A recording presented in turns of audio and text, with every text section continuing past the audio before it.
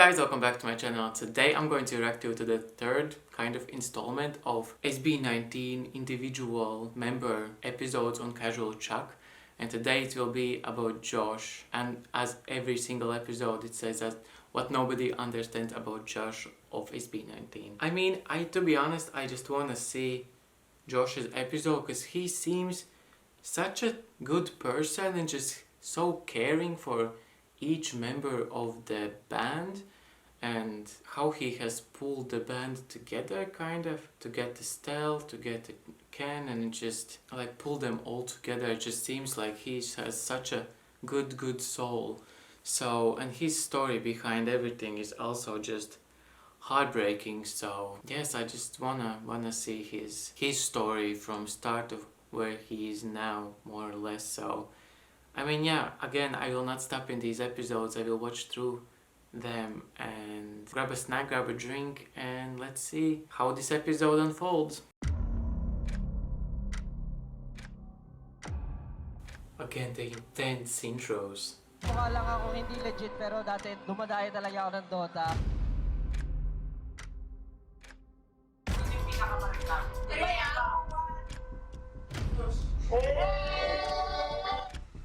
Sabi nga nila, unique yung voice ko. Hindi na lang sinabing pangit. No. SB19 Josh embodies the word charisma in the P-pop industry. Some people would even kill just to get a taste of his life, surrounded by loyal friends and fans who would do everything for his success. However, behind the golden facade hides the painful truth. From falsely accused of cheating in games to proving himself innocent by becoming a champion. Some haters even see him as the group's weakest link. So in today's video, haters will be proven wrong and viewers will be given inspiration because his journey is nothing short of electrifying.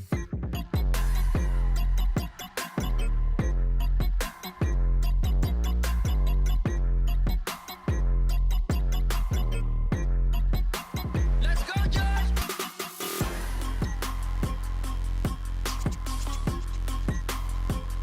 I don't know, he just really seems like a good person. But like, on a stage, he seems like a different human being. Josh Cullen Santos was born in Las Piñas City, Philippines. He was raised by his mom Aldrin along with his sister Yuna. He also had two other siblings who didn't grow up with him and they remain undisclosed to this day. When Josh was 3 years old, they moved to Imus, Cavite. Having a single mom, Josh and his sister had to be entrusted to the care of a housemaid because their mom had to work away from home to support them.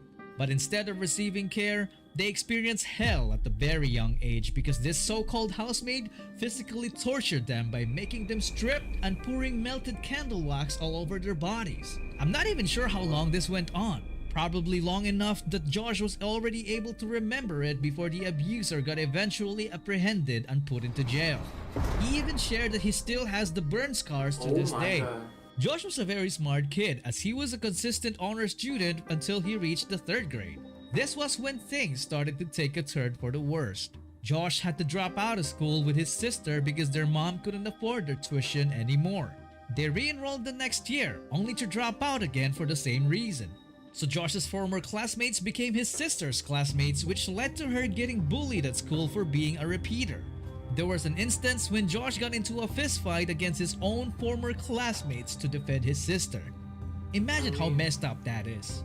Anyway, their family's financial standing gradually went on a downward spiral.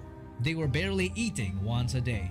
It even came to a point when they only ate salt, soy sauce, and ketchup as their viand dish. They moved homes constantly from medium-sized apartments to smaller ones. Now I don't know exactly how their situation got so fucked up this quickly, but Josh openly talked about it on his YouTube channel. So going back, there was no denying that young Josh and his sister were in a very uncomfortable environment growing up. I can imagine how their living conditions could mess with their head, especially at a very young age. This was when their coping mechanisms started showing up. For Josh's sister, it was rebellion. She constantly got into intense arguments with their mom, so she was barely at home. Josh was even asked to look for her at some point, and that's when he found out that his sister had started drinking. As a young teenager, Josh didn't know how to handle the situation, so he kept it secret and took care of his sister in his own way. Yuna even talked about this in public. Puro hirap yung naranasan namin eh. Alam mo yun, kaya masakit sa akin pag nakikita ko rin nahirapan yung kapatid ko. Kaya ngayon, masaya ako kasi na-achieve niya yung mga gusto niya. Akala ko iwan niya na ako. Kasi siya lang yung kasama ko. Hindi ko kaya siguro pag iniwan niya ako. Sayote. Pag wala kami talagang pagkain nun, yung sayote kukunin ko, bili ko nung lulutuin ko, tapos yun yung kakainin namin. Alam mo yung hindi niya ako kayang buhatin, pero bubuhatin niya ako. Yes, si Josh, ganyan yan dati si Josh, ganun siya kabait. Susunduin niya ako, ihatid niya ako sa bahay. Ate, lasing ka lang naman, ginaganon niya ako. Bigla niya na lang ako PPM na, uy ate, huwag kang matakot na, mag-stand to your own, out of your box. Hindi niya ako, iniwan. Natutulog ako sa likod ng multicam. Tapos nakita ko ni Josh, ang ginagawa mo dyan? Baho mo na. Sabi niya gano'n. Sabi niya, mamaya, alis si mama, maligo ka ha. Pag alis ni mama, gano'n niya ako. Tapos, di ba nasa bahay pa si mama, ayaw pumasok. Nadala niya ako pagkain doon. Nalikod na ako sa take-up. This only showcased that Josh already had a good heart from the start. Yeah, that's what I'm And saying. if you think he they already seems went like through the worst, really it only gets even worse. good person. Josh got diagnosed with stage 3 dengue. And it was so crazy because they only found out about it when Josh started puking blood. So he immediately got hospitalized, which meant draining their finances even more. The good thing about it was that they had a relative in the US who lent them some financial assistance. He gradually got better and got out of the hospital. They were fine for a while until their family's loans started piling up and there was nowhere else to borrow money from. They hit rock bottom to the point that they were forcefully evicted from their rented home, and I don't mean just receiving an eviction letter, but actually having a squad of authorities haul their belongings off the property. Josh saw this moment as his wake-up call. He was so fed up with the situation, so he decided to take matters into his own hands by leaving his family to become independent. He started working as an internet cafe attendant while crashing into his friend's house and didn't even mind sleeping on the floor. His story is insane. If his sister's coping mechanism was rebellion, his was different. It was gaming.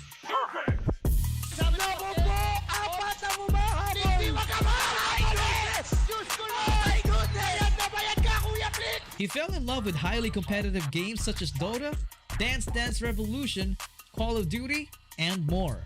Do you remember the old stereotype when this look is considered as an okay player while this one is the epitome of someone who could give you a run for your money? Well, Josh was exactly that. He could build Lothar's Edge in 5 minutes, and he used to visit nearby towns' internet cafes with his buddies to play competitive Dota via LAN and won most of them. There was an arcade called Flashback in Cavite where the name Byte was commonly seen in the top score leaderboards. And guess what? That name belongs to this kid. His name earned the reputation of a DDR master. He even competed professionally and became a champion. He got so good at video games that when he started playing Call of Duty, most of his opponents mass reported him because they thought he was cheating. In reality, he was just too good. This led to his account getting wrongfully banned. So this was definitely a huge setback for him. But Josh wasn't gonna go down without a fight, because after a couple of years, he would join one of the biggest Call of Duty tournaments and end up winning the entire thing. We're down to just 40 players left alive, and yeah, it's an attempted backstab, It but shows yeah, that Josh is the on the person case. has a determination. We want to It's congratulate like, you on your you victory. get dog against You won a land, showdown, getting an up incredible and run. again. But how do you feel? How are you feeling right now? Well, I'm actually really overwhelmed right now. Honestly, I didn't get to play Warzone for almost 2 years already. After the He did it live while thousands of viewers were watching. He didn't only prove that he wasn't a cheater, but he also showed that he was a force to be reckoned with as a gamer. By doing this, he earned the respect of gamers all over the world. Am I enjoying too much talking about Josh's gaming redemption arc that I forgot to talk about his job? Sorry guys. So while working as an internet cafe attendant, he started reviewing for the alternative learning system. Due to his innate brilliance, he easily acquired his high school diploma around 2010, which is around the same time when K-pop exploded in the Philippines. He He inevitably got exposed to K-pop and immediately liked Big Bang, so he started going to K-pop events where he eventually saw Stell performing with Seon. Josh became an instant fanboy. Just take a look at his old tweets. Stell pretty much inspired him and made him want to become a performer. Josh's new quest was officially on. He formed a dance crew with his gaming buddies and they called themselves Big Bang.